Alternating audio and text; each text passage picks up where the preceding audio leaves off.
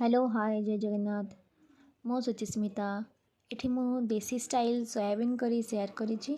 चलन देखिबा recipe. First एठी मो फ्लेम ऑन कर देछि। देन मो एठी तवा ऐड कली। तापरे एठी मो ऑयल ऐड कली, तेजपत्र, देन तादरे चीनी पकेबा बिकॉज मो तेल रे चीनी मो ऐड करे टिके कलर आसिया पई। तापरे मो एठी गरम मसाला ऐड कली जोटा कि दालचीनी, गुजराती, देन गोलमरिच और लवंग दे तीन बस। तापरे मुझे पियाज ऐड कली, ताको टिके रेड ब्राउन पर्यंत फ्राए करवा।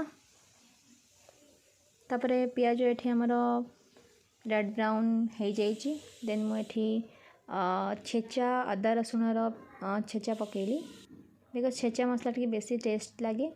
तो लुण, हल्दी, लंका गुंड और काश्मीर रेड चिली पाउडर पकईकि ताको मिक्स करदबा। सेटा मिक्स होकि टिके तेल उठिला परे तापरे मुझे टमाटो ऐड कली। मुझे टिके लुण ऐड करे बिकज जल्दी मैसअप हो जाए टमाटोटा।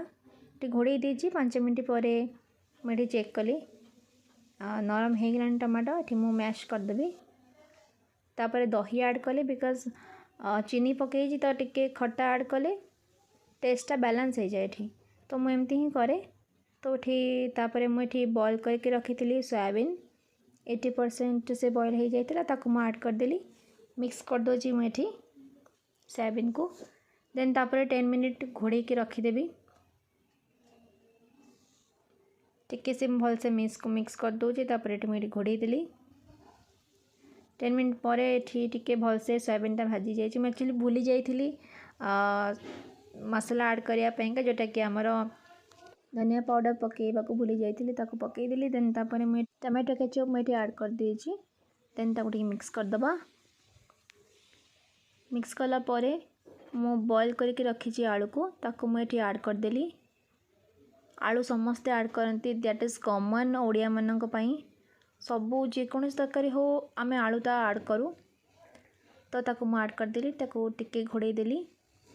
5 मिनट पर मुझे टिके उषुम पानी देवी बिकज मुझे सब उषुम पानी ही दिए। मुझे चिकेन मसाला ऐड करदेली। तापर ताको मिक्स करके 10 मिनट घोड़े की छाड़दबा। देन तापर देखंतु तरकारी ऑलरेडी डन।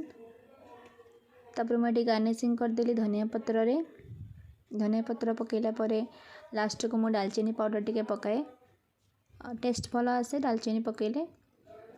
देखो मुझे पकईदेली देन मिक्स करदबा। तो मो तरकारी तो हो गलानी। आपण मैंने करके ट्राए करंतु। Thank you.